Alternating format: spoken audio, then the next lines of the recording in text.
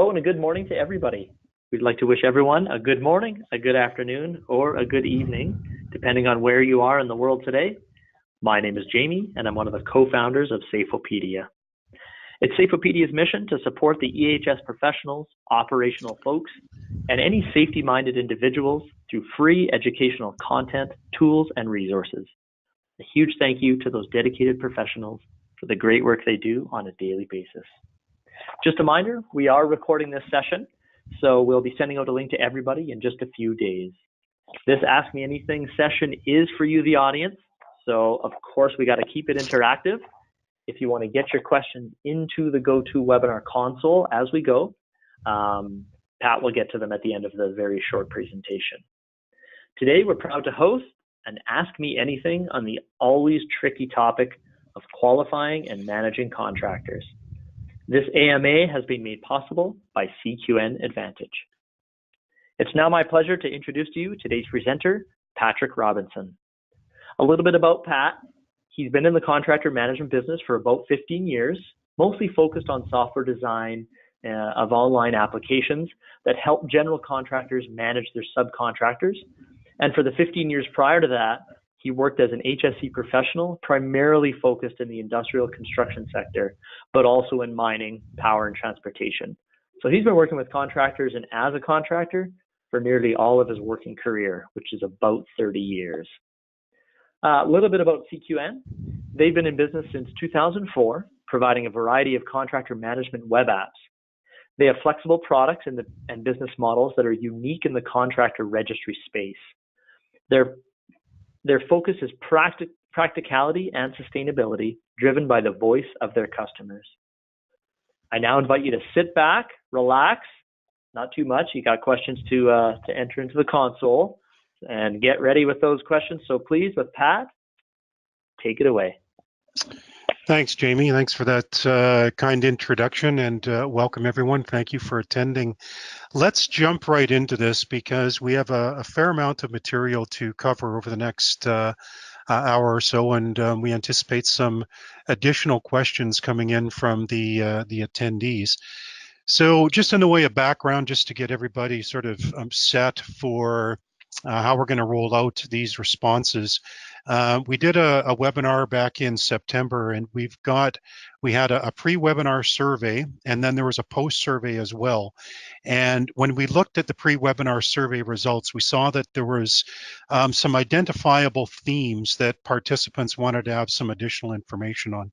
So many of those items were covered off in the actual webinar, so we're not going to retread that content, but talk instead about the different themes that came up and dig a little deeper into some of the specifics of best practices that people had inquired about. So we encourage those that didn't listen to the original webinar to go back and have a listen. There's a slide deck there and a transcription posted to safeopedia.com, and that covers off more of kind of the fundamentals. So what were the survey response themes? What we're going to cover here the next while is 8 or 9 fairly broad subjects here. So contractor management in general. So not pre-qualification management, but contractor management. Hey, Pat, sorry to interrupt. Is your screen on pause? I still have the home screen. Let's see if you're here. How's that? There we go. We did love your picture, but it was time to move on. Okay. So everyone there should be seeing the agenda for today. Yeah, perfect. Right. Okay. Good. So let me jump back into our survey response themes. So contractor management in general, what it's about, what are the success factors, what are some of the compromising and mitigating factors that impact contractor management. There's some questions around the basic mechanics of pre-qualification. We'll have a brief comment or two there. Probably the biggest theme, the major theme of all the questions that came in was around this issue of contractor pre-qualification and sustainability. And that led into how much process is enough process, and where does client liability factor into all of this? So some of these themes are sort of related, but a very strong theme regarding sustainability, and I'll speak at length about some best practices related to sustainability. Contractor approval criteria was also a strong theme, and we'll talk more about that, because certainly contractor approval criteria should include far more than just OSHA rates and similar lagging measures of safety performance. The role of automation, third-party registries, and administrative issues in general also came up, so I'll comment further, but generally software is good. And there are things to assess when considering third-party solutions. So we'll talk more about that. Managing contractor performance in the active phase. Lots of questions regarding how do we manage once a contractor is in the field and operating, issues of contractor competence, some of that stuff. We'll comment there. Managing small contractors, and then some concepts around gaining management leadership and support. So that's the broad brush of some of the things that we'll chat about. So let's get grounded on some of the fundamentals and address some of the specific questions. So Jamie, lead ahead there with the first couple of topics we were going to get to. So get right into it. Number of questions have come in already. Let's see. The first one here is Haley. We would like to hear about some best practices in general to compare to our existing process. So if you can talk a little bit about some contractor pre-qualification best practices. So let's talk a little bit about some of the bedrock, and then we'll jump into some individual best practices. So let's kind of go back to the foundational stuff that we recommend every organization take a look at putting in place. These bedrock items have been called, from our years of experience, both as contractors in high-risk industries and also as administrators of contractor management apps over the last 15 years or so. So the starting point in our view is having a management standard, so a written pre-qualification standard that's endorsed by your organization's management. So we can provide some resources, and we have sample documents that we can provide if you were to email us. But the typical sections of a management standard, and there's 4 or 5 fairly important things here.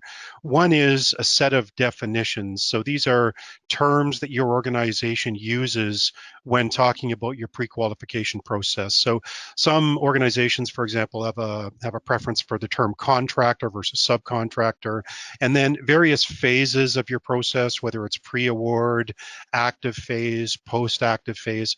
There's a variety of things that ought to be done just to settle up on the language that you use when you're talking about contractor management. Secondly, a set of responsibilities is pretty critical. So to identify roles and accountabilities for all the stakeholders that are involved in the process. So that would typically be your purchasing department, your operations folks, your health and safety organization, your quality group, any subject matter organization that has a dog in the fight, as it were, related to contractor management. Next, having a set of requirements. So basically, requirements is a description of the work to be accomplished. And then most contractor management standards would have a set of forms. So this might be your pre-qualification questionnaire, your process flow chart, responsibilities matrix, for example, a weighted scorecard for evaluating your contractors, that kind of thing. So a management standard is a real foundational piece. Regarding the subject matter groups or the roles that really bring success long term, our experience has been having a process owner is really a pretty important thing. So this is straight out of Management 101, but it's nonetheless important that your pre-qualification process have an individual or a small team of what's sometimes called intrapreneurs that are the owners of your process. So Our experience has been that the best implementations are when the process owner is typically the procurement or the supply chain management organization, while pre-qualification is a process that's been driven a lot by the health and safety function over the years. In the final analysis, contractor management is a purchasing function, and we found generally the best implementations are when the supply chain organization is the process owner. So your process owner is your in-house expert that knows the system backwards and forwards. Their role is to implement and to train and mentor, administer, measure, and report to the organization about day-to-day ops and opportunities to improve. The process owner should ultimately have a reporting relationship to the next key role, which is the management sponsor. So that management sponsor is typically a senior management rep, and she typically sponsors the contractor management process and will be a key factor in long-term success, particularly when they're providing information to the executive management group regarding how the process is working, whether adequate resources have been acquired to support the program. And their role also is to elicit accountability for program deliverables throughout the organization. Jamie, the last item I would mention here in terms of foundational stuff that's really important is once you've implemented a contractor pre-qual process, is to have a formal review of how it's going, typically on an annual basis, perhaps, or whatever works best for your organization. And that review process includes input from the key stakeholders. So management should have an understanding of the value being provided through the process, and the people that execute the program. So that would be your process owners, your field operations, and the contractors themselves. There should be some manner to get input from them as to what's going well and what's not going so well. So that's just a quick review of some of the foundational stuff in behind the mechanics of contractor pre-qualification. Great, thanks, Pat. All right, Ryan has a question. What are the elements of a contractor management program? So let's talk about contractor management, because contractor management is a much broader set of activities than contractor pre-qual.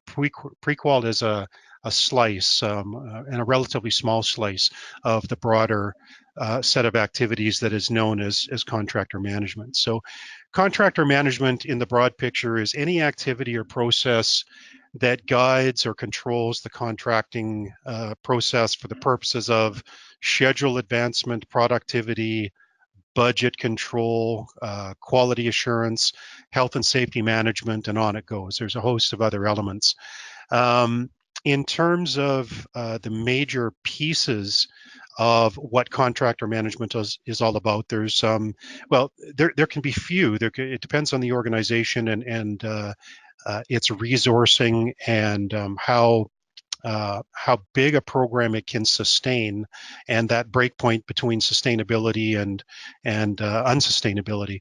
But in general, there could be as many as 9, maybe 10 individual activities. You start with pre-qualification, and we're going to talk at length about some of the finer points of pre-qualification. Once you pre-qualified contractors, then you're doing a bidder assessment to determine which contractors you may want to do business. That typically is an approval to bid, is typically the third activity. And for companies that are doing sort of project work and they have defined scopes of work, there's frequently what's called a request for proposal, where a defined scope of work is put out to particular bidders, and information, costs, execution plans, various other things are acquired. Then there's the bid assessment stage, which leads to contract award. And then the real work in terms of contractor management begins at the mobilization and kickoff stage into the active phase monitoring. So monitoring the contractor when they're executing work in the field, and then post-project performance evaluation. So those are the broad activities. We could have lots of discussion regarding many of these. We'll talk today, obviously, about pre-qual. We're going to talk a little bit about active phase monitoring as well, and some assessment tools come up later with some of the pre-webinar questions that we had prepared for. So happy to move on to those when those questions come up. Yeah, good point, Pat. Number of you have asked questions prior to this webinar, this Ask Me Anything session. As well, for everybody on the line right now and that has attended this session, Pat has put together, based on the questions that came from the last webinar and based on the pre and post webinar surveys answers, Pat's put together a pretty extensive package that we'll share with everybody. Going through and dealing with this subject in 1 hour is definitely nowhere near enough. Just scratching the surface. So Pat's put in quite a great amount of work here to produce this incredible document that I'm looking at. So we'll share that out with everybody in just a few days. I just wanted to mention that. So so let's get right to the next question here. Chris is asking, we want to implement service levels and compliance with safety in place. What tips can you have, if you can talk a little bit about that?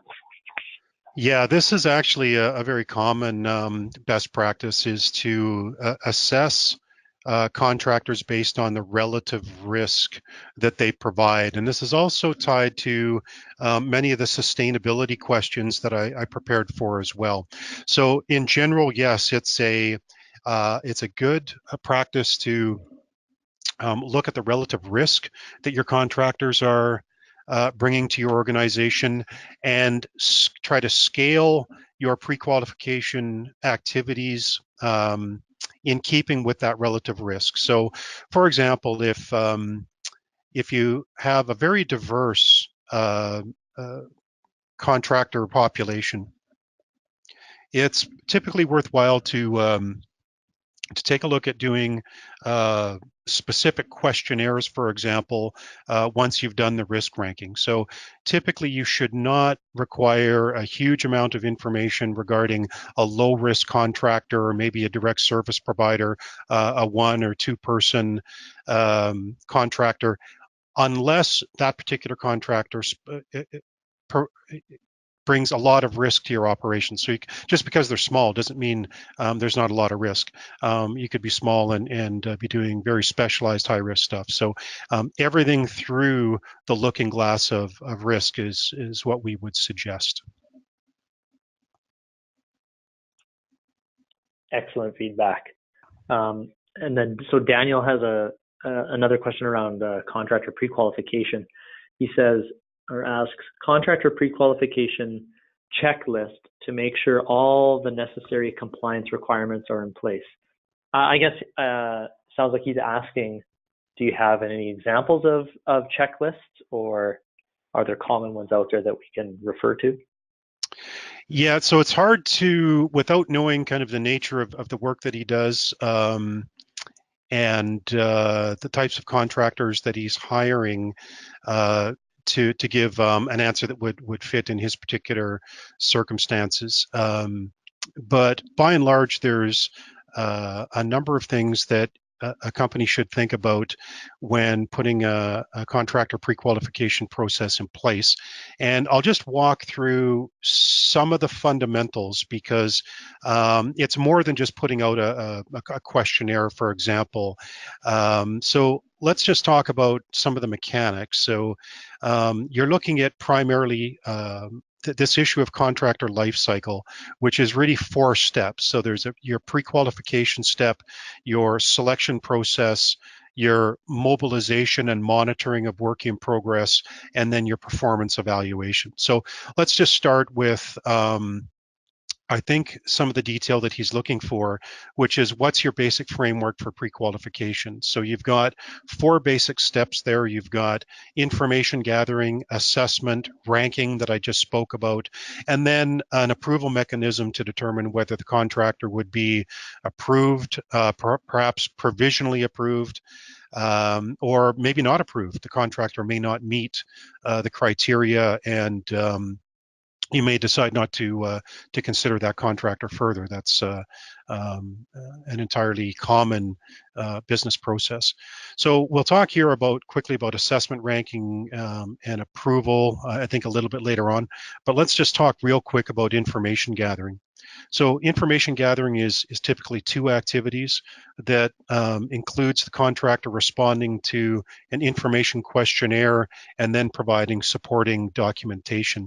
So the content of questionnaires typically can vary pretty widely. I think anybody who's been encumbered by a third-party registry would have a sense for this, but there's some fundamentals that hiring organizations typically will look at, and a sort of bare bones information that they need to have. First is certainly basic registry information. Who's the contractor? Where do they operate? What services do they provide? Capability and capacity information. So what are their human and physical resources capability? Commercial information is not uncommon. Certainly project capacity or projects of similar size, so some work history, what their contracting strategy is in terms of are they a non-union organization or a union organization? Frequently financial information in terms of what's their ability to bond, to get performance bonds, that kind of thing. And even things like references from previous projects or clients is typical information that could be used at the pre-qualification stage. Health, safety, and environmental data is typically broken down into two groups. Your performance metrics, which is things like OSHA rates, total recordable frequency, DART rates. Those lagging indicators are a standard practice. We can talk further about whether they're a best practice or not. And then quantification of HSE programs is entirely common. And then various other supporting things, quality management, environmental, that kind of content.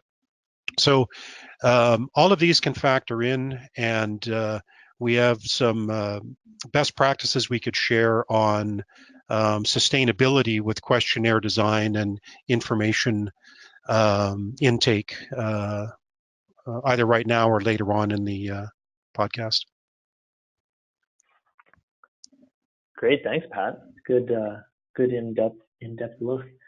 So James has a question here, again relating to that pre-assessment form. He says, or asks, when using a contractor pre-assessment form, is it the employer's responsibility to check every answer to verify it is true, or since the contractor is signing off that they have everything that is required in the document, enough? Yeah, that was a fairly common theme when we look through.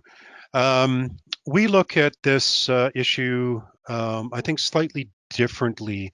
I think that when you look at sustainability, for one thing, and when you decide, just as an example, if you were to take on the idea of looking at every policy that a contractor puts forward to you, so all of their safe work practices, our view is pre-qualification is not the best time to do that.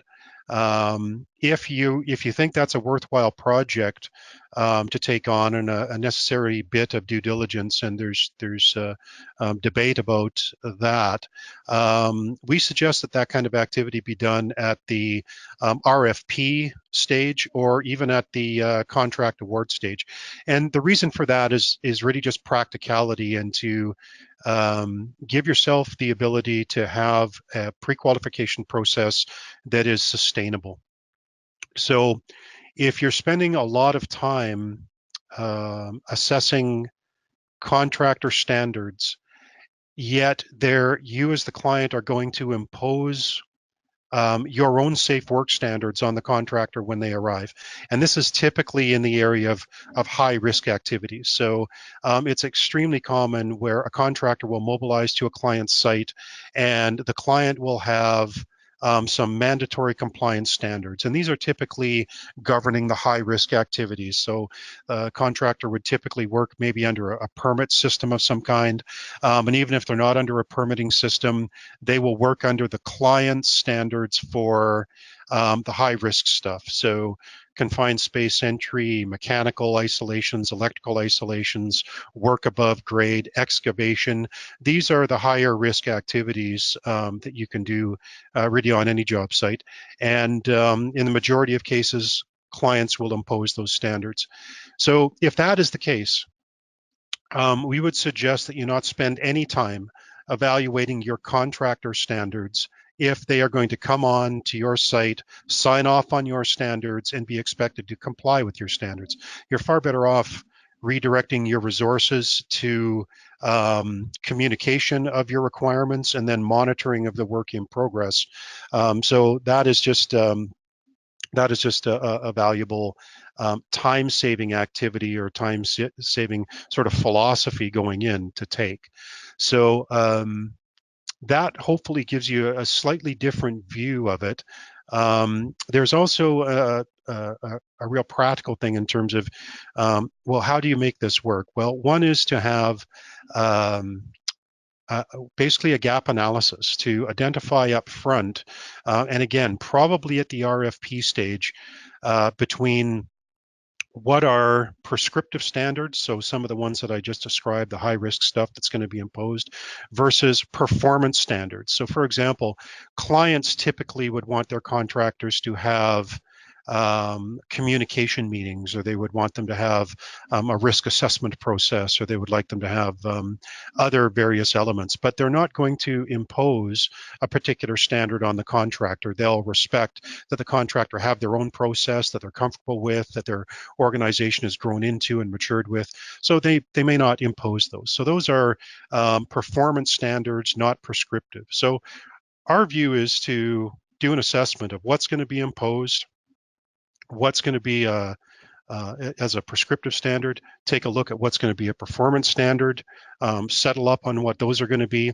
And then if there's sort of high risk things that don't fall into either of those categories, so these would be things that are really high risk and highly unusual that only the contractor has, very specific knowledge in this area, then you would want to identify those things and have a discussion so at least the client has an understanding of the kind of risk that would be taking place if these things are really outside the norm. So examples might be dynamiting operations or stopple welding on live pipelines, freeze plugs, for example, in an industrial workplace.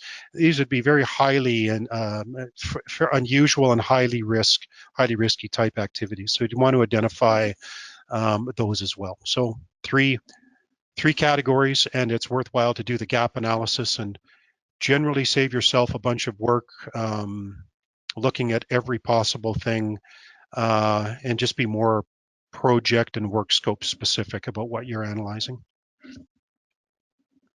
No, that's great feedback.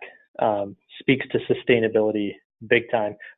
Kevin has a question really regarding sustainability. I don't know if you want to elaborate further, Pat, or if you think you've answered, but his question is, please comment on the pre-qualification process with regards to system sustainability. So yeah, there's quite a number of things that we can chat about sustainability. I've already talked about questionnaire design and just sort of having a mind for what your organization can take on and sustain over the long term.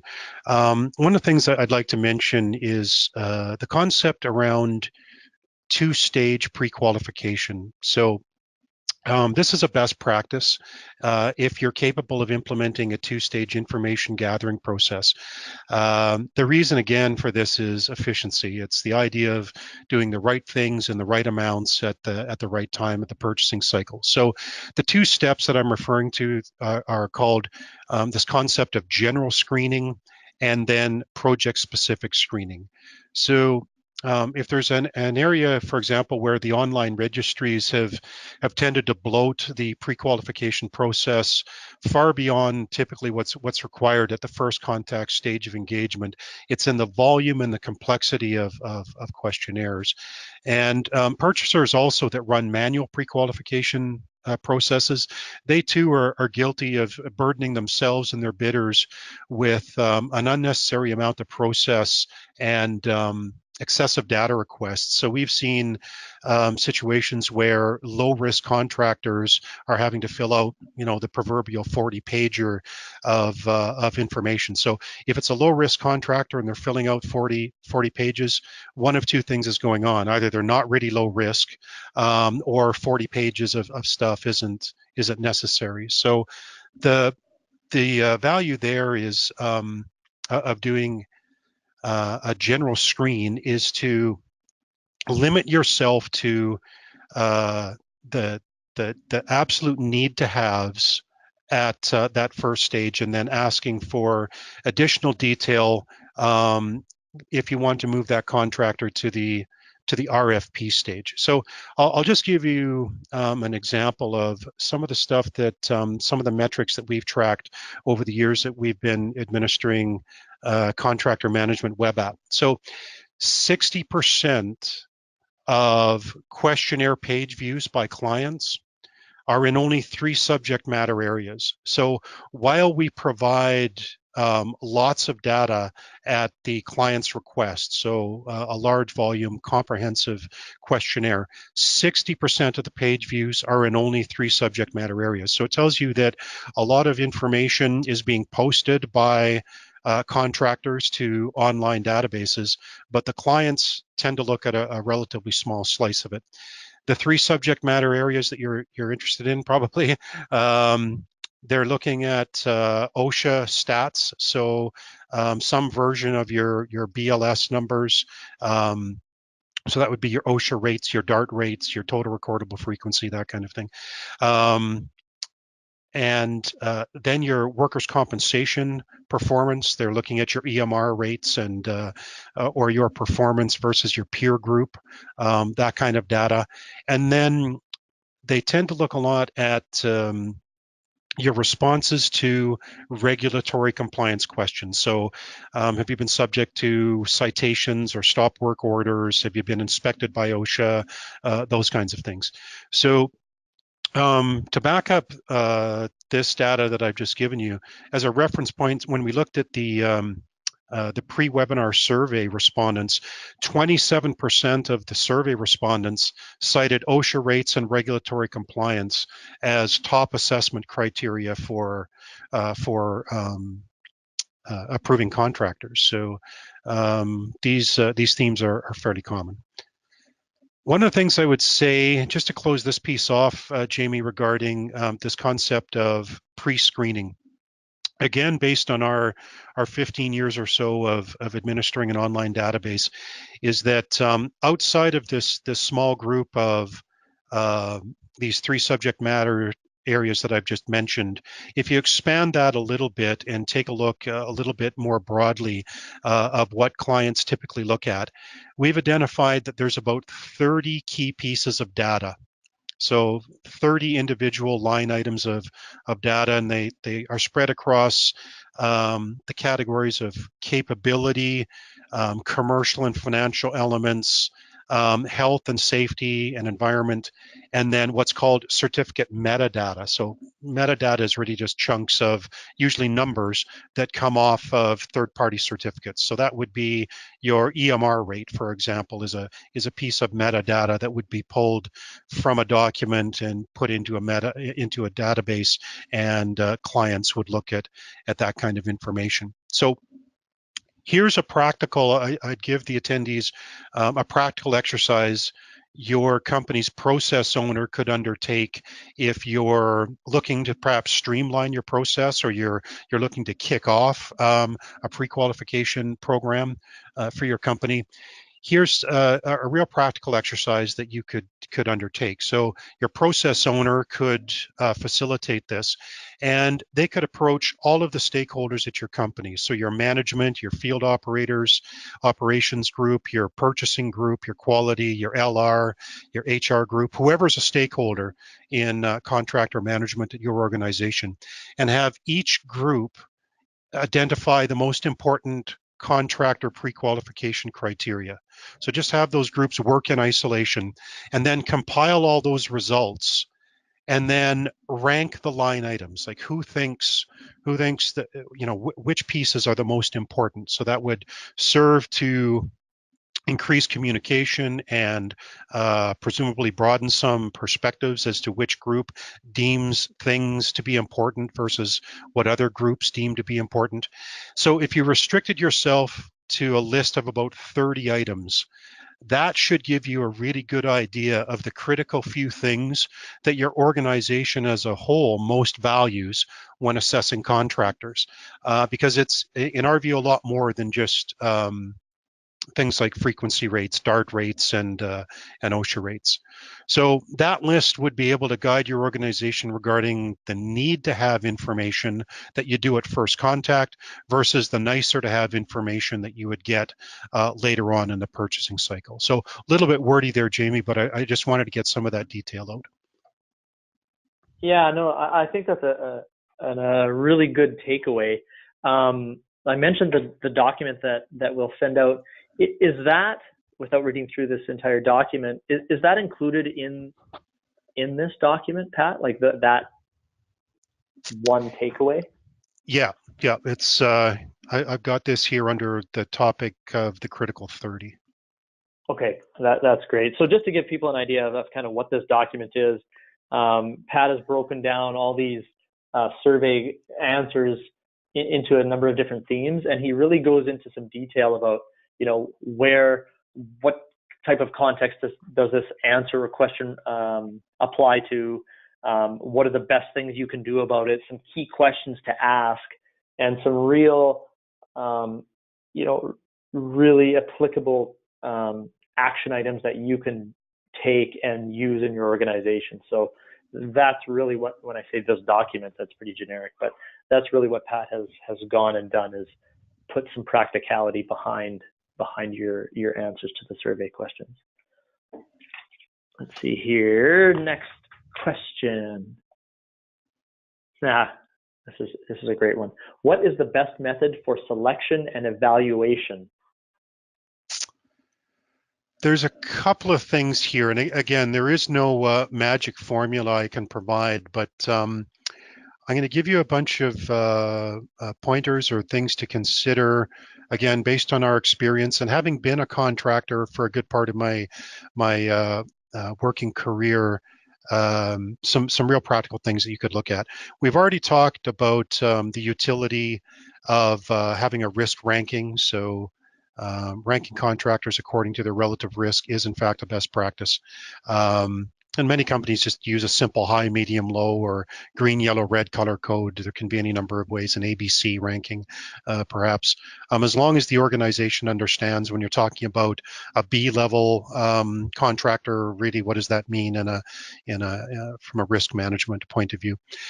One of the recommendations that we would give you, although it certainly is a standard practice that as we've already identified through some data that we just shared, that contractors are assessed based on lagging safety metrics. If you're looking at alternative approval methods and wish to take some practical steps that'll bring some organizational change, you might want to consider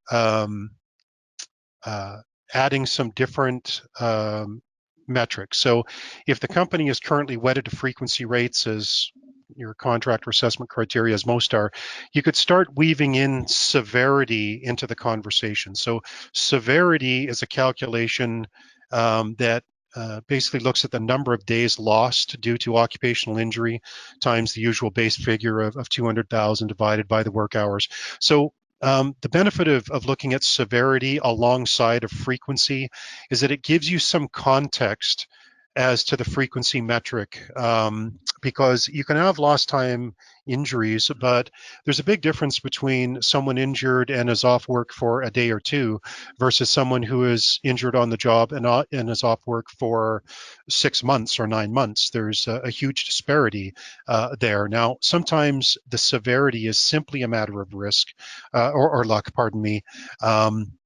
And you could make a case that frequency rates in general are sort of a luck index. But it's worthwhile just philosophically to look at broadening the base into other rear end metrics as opposed to just frequency. We'd recommend as well looking at OSHA rates and workers' compensation performance metrics together, and again, in context. It's not typically good business practice to make exclusionary decisions about a contractor on a single safety metric, as very frequently a single safety metric doesn't necessarily represent the contractor's full experience. So what I'm talking about here is sometimes a frequency rate is pulled out. Hey, we don't really want to deal with anybody whose frequency rate is higher than X. Well, that's one approach to life. As long as there's understanding of what drove that number.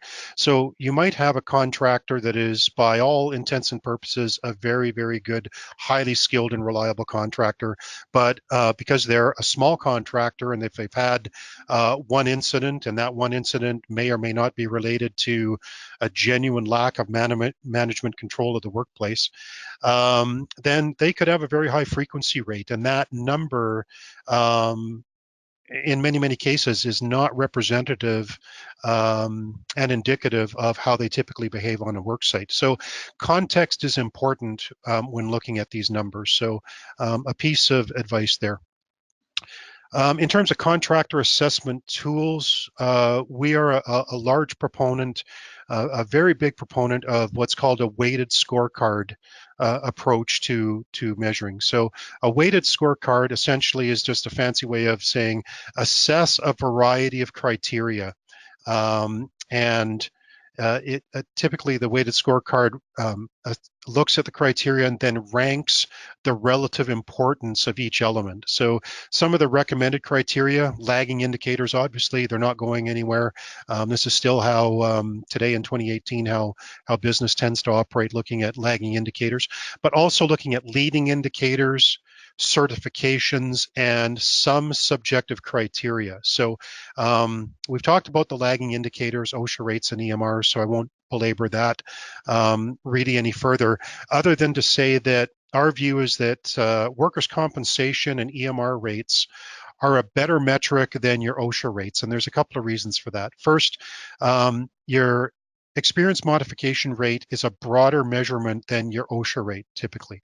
So your mod rate reflects 3 years of performance plus a lag year, whereas your OSHA rate is really just looking at a single year in isolation.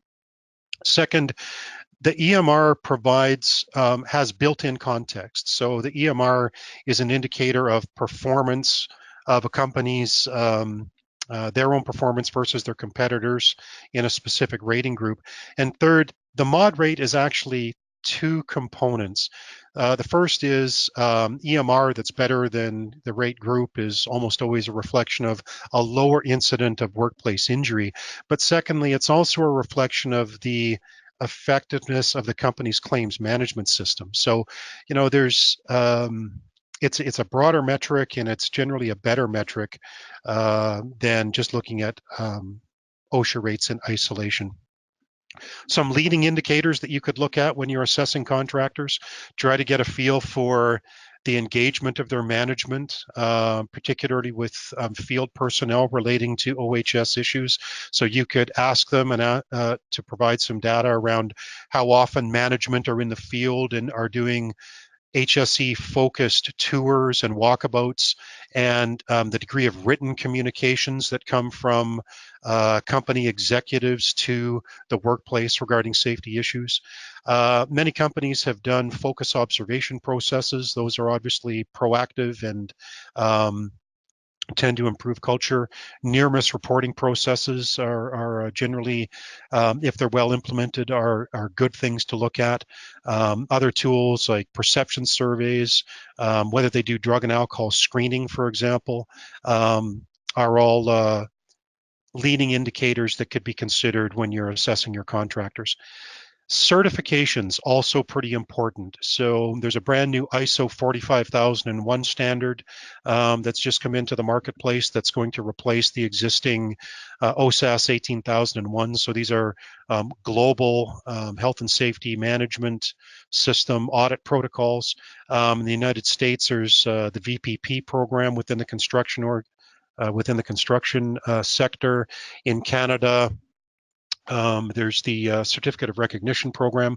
So these are all valuable certifications to collect regarding your contractor. And many organizations have policy, it might be an unwritten policy, others have committed it to paper, wherein if all things are equal, technical ability, price, availability, if all the sort of the technical aspects of the contractors are equal, they will look for sort of tie-breaking criteria, and companies would prefer to hire subcontractors that have, say, a core certificate or a VPP certificate than companies that don't have those certifications. So those things are valuable. And then lastly here, Jamie, in the area of subjective criteria, there's any number of things that we think are really high value when assessing contractors.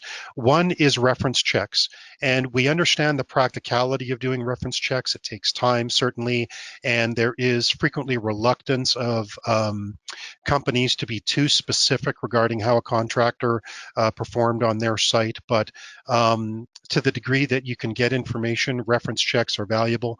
And assessments of organizational culture and safety capacity. So assessing the relative knowledge level of contractor management. So for example, it's easy to ask, is there specific requirements for OHS training of executives and managers?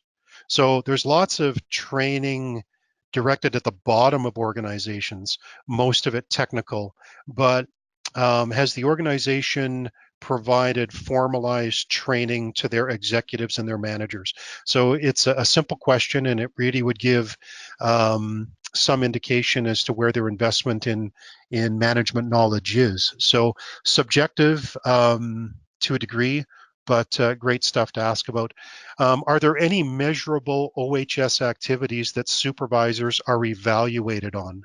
So for example, a project that I had worked on some years ago produced a 3-week look-ahead schedule for all the labor groups, and we established a requirement that craft superintendents were required to identify any scopes of work that required a job safety analysis to be completed, and if that work was particularly complex or high risk, or we had a new piece of equipment or a new work process, we said, right, we'll need a job safety analysis created for that activity. So the measurable we had in place was to go to the superintendent and say, right, have you looked at your 3-week look-ahead schedule, and have you identified any of these tasks that might require a JSA? So that became a measurable supervisory activity that we think drove some value. So just some examples of things that are in that area of subjective criteria that you can evaluate contractors on. Great, thanks, Pat. Just a quick note to the audience. We've got about 12 minutes left, so for those of you on the line, get your questions in. We've already got some in the queue, but probably we will be able to get to your questions as well. So get them into the GoToWebinar console, just a quick reminder. Next question here. Stacy asks, this is a great question. What process could we put in at a pre-qualification stage? Our organization is fairly large.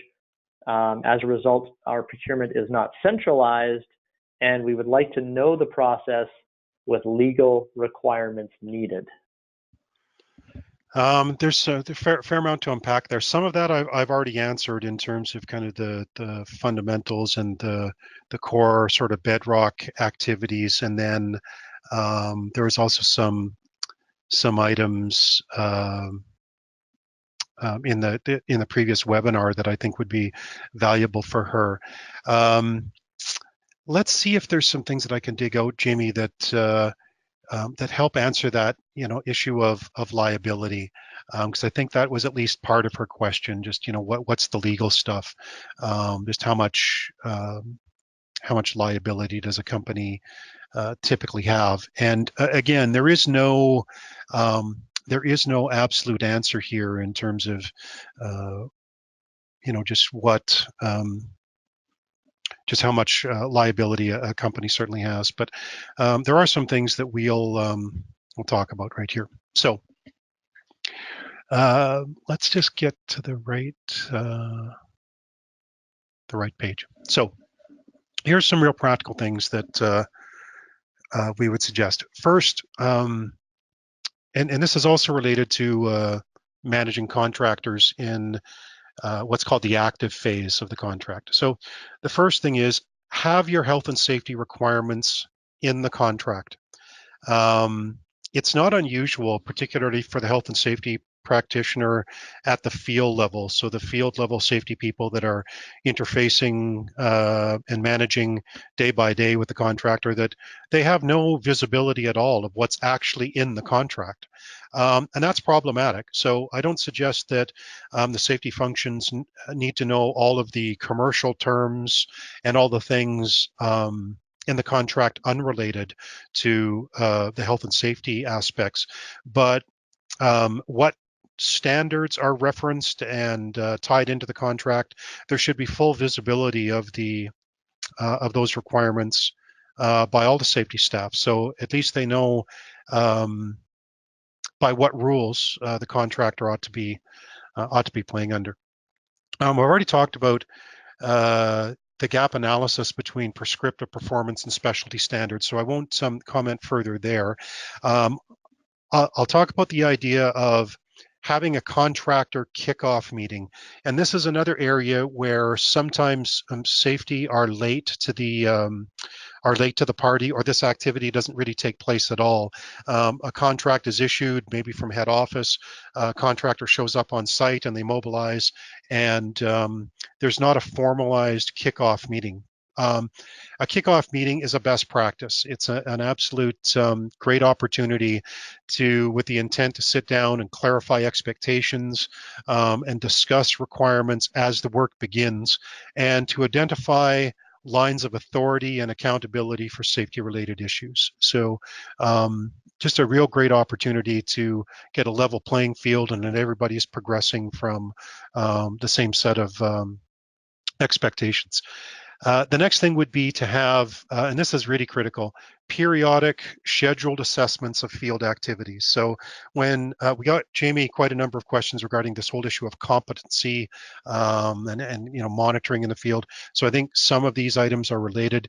It's important to focus on the quality of communication and information sharing more than ensuring inspection checklists have been completed and that kind of thing. So in the final analysis, safety is a people-focused business, and while assessments are important, they should be seen as the vehicle to engage workers and their supervisors as work progresses. So monitoring, talking to people, asking how they are, asking how they're doing, and why they're executing the way they are, that kind of trust and familiarity building approach, in our view, is far more valuable than necessarily taking a particular checklist to the field and saying, hey, is everybody in compliance and that kind of thing. So there's different things that work for different organizations, but we think a more people-focused approach to scheduled assessments of field activities is really the way to get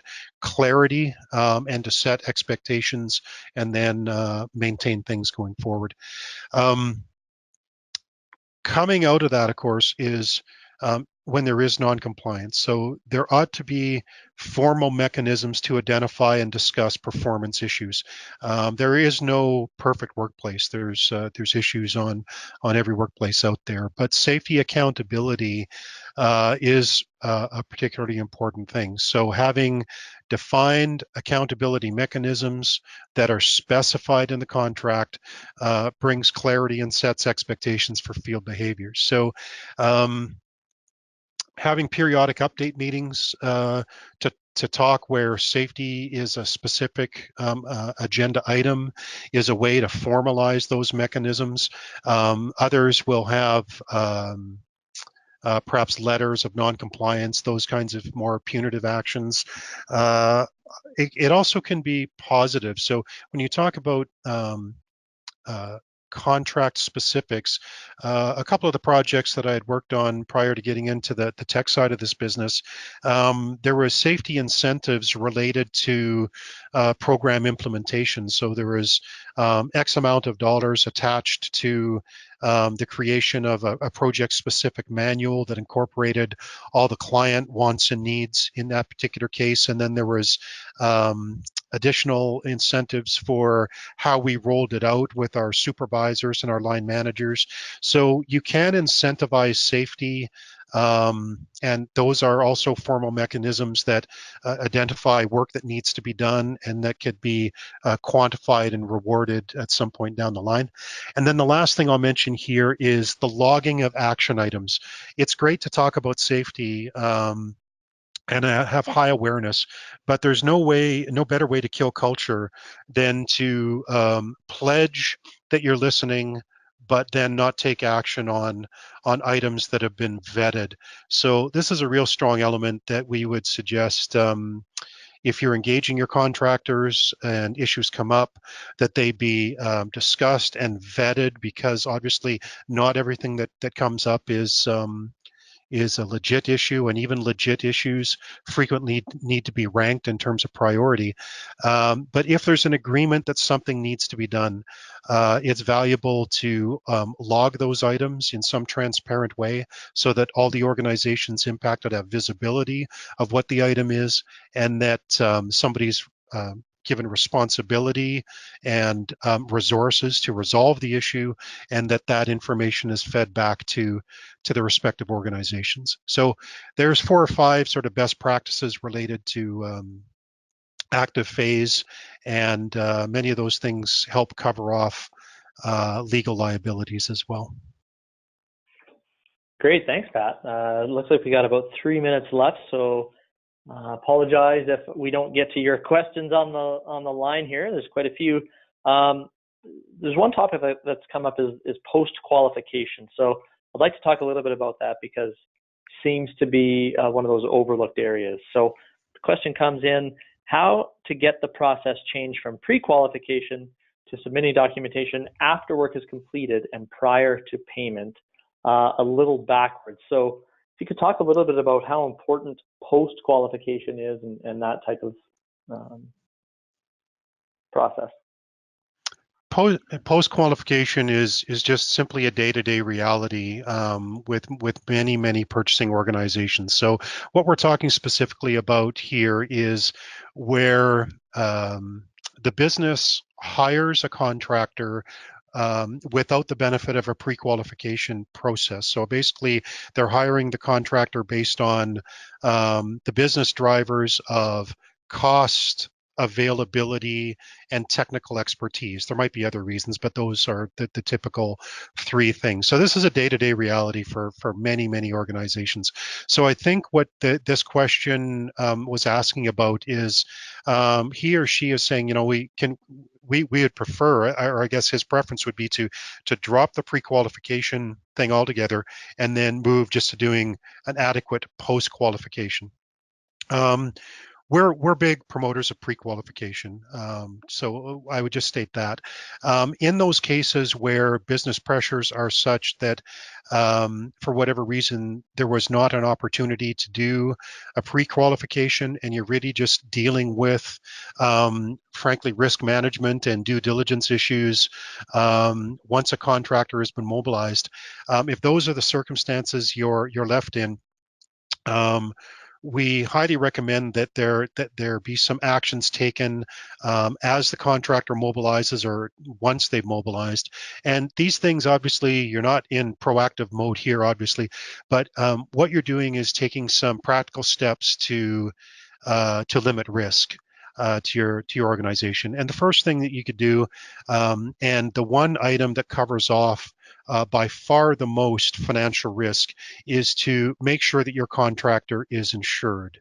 So that's to obtain and verify their typically known as CGL, commercial general liability insurance, to whatever the reasonable amounts are. In my part of the world, on industrial projects, 5 million per occurrence is a fairly common number. I can't speak to what typical insurance requirements would be for all of the attendees. My recommendation there would be to consult an insurance professional in your jurisdiction and simply ask them regarding what typical insurance amounts are for the types of risks that you deal with and the types of contractors that you hire.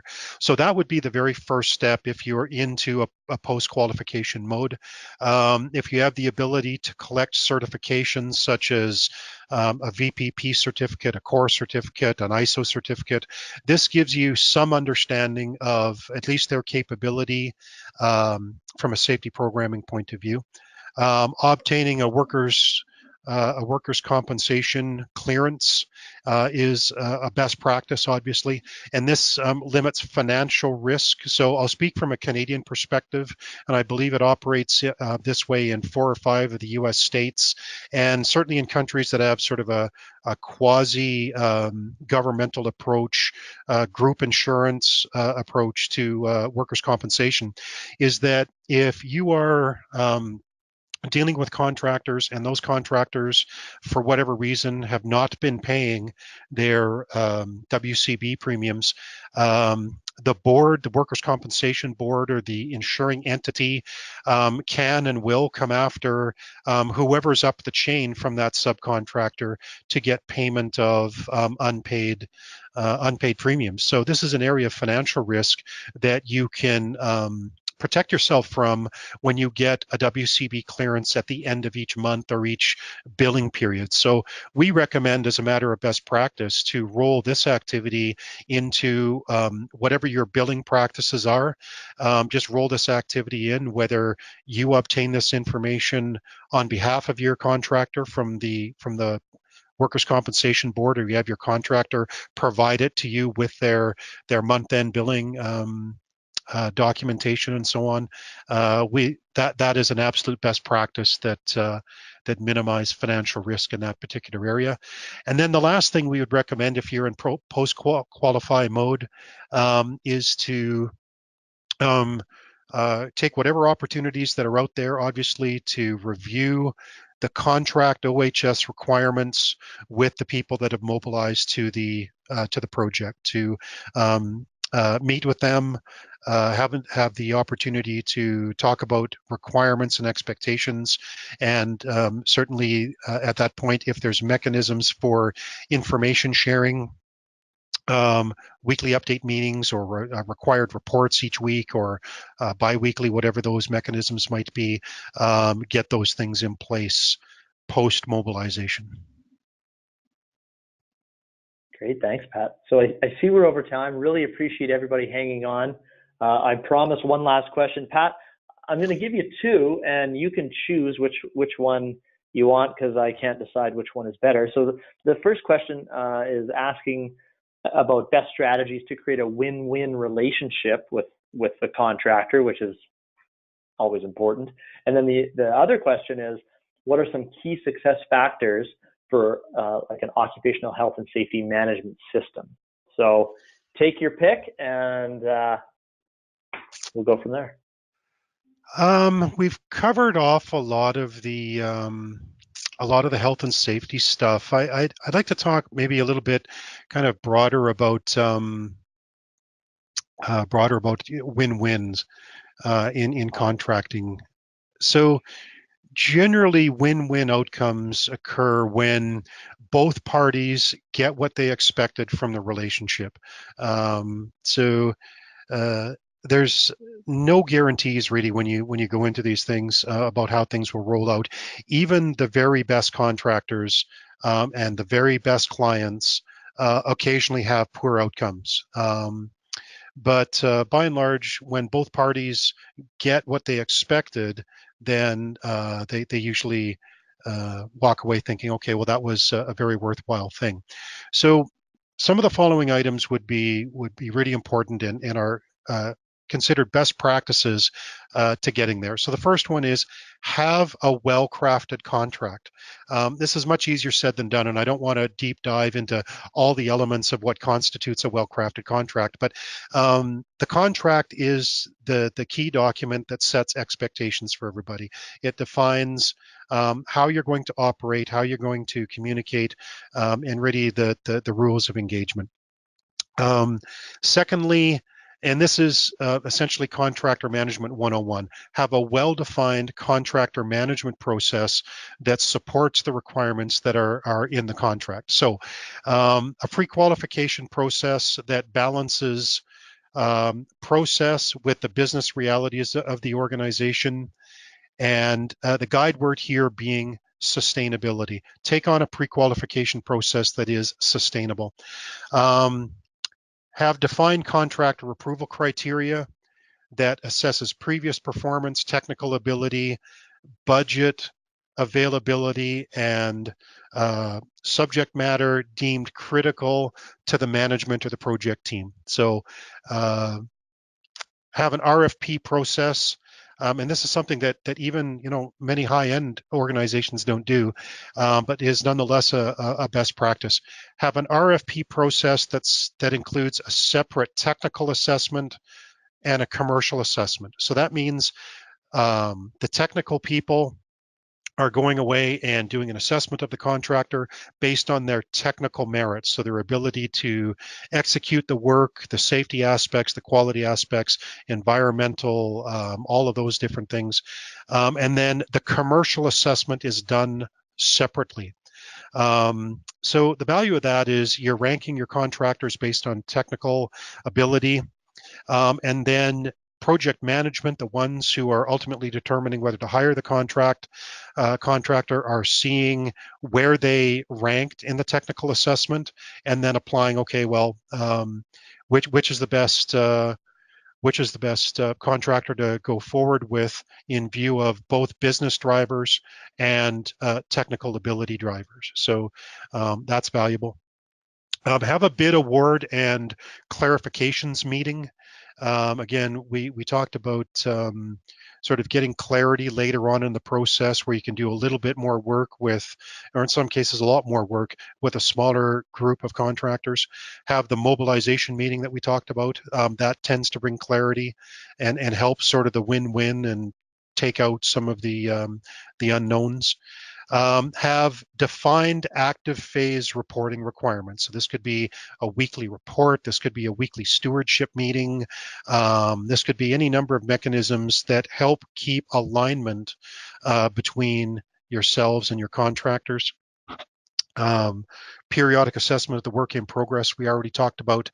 And then a post-contract performance assessment is a high value activity that we really support. It's not something that's done as frequently in business as our experience as many organizations would like to do. And I think there's a variety of reasons around that, but by and large, we really encourage a broadly based sort of multidiscipline approach to post-contract performance assessment. So all of those things help bring clarity and help set expectations for win-win scenarios. Great, thank you, Pat. All right, a little bit over time, but looks like everybody was hanging on the line. So thank you, everybody, for your time today. Again, we will be following up with a good amount of information to hopefully steer you in the right direction and answer even any further questions that you had. Apologies to those folks if we didn't answer your question today. We were inundated with questions, which is, I guess, a good thing. So we'll be following up in just a few days with a recording of this, and even links to the original webinar if that's of interest to you, and then to this extensive document that Pat has put together that really takes a deep dive on a number of those themes that you see on the screen. So Pat, any parting words? Yeah, I was just going to mention that there's a lot of subject matter that we covered over the last hour or so, and a fair amount, probably 30 or 40% that we didn't get to. So what we'll do there is put together some additional audio clips and make them available, just so that there's some, I guess, some voice to go with the printed narrative that we're going to distribute. So just a little bit of extra content that we can provide a little bit down the line for you. Yeah, great idea. All right. Well, with that, thank you, Pat. Really appreciate your time and really appreciate your effort that you put into this. We host a lot of webinars at Safeopedia, and I actually haven't seen the level of review and dedication to a webinar like this. So, like, this document you put together is it's incredible. So thank you for that. Thank you to CQN Advantage for sponsoring the webinar as well. And a great big thank you to everybody on the line. We really appreciate you taking the time. We know you have a choice of where to spend your time. You're supposed to be out there making people safe and managing those contractors. So we really appreciate you spending some of your time with us. So with that, we'll turn it off, and we'll thank everybody, and we'll see you on the next one. So take care, everyone, and stay safe.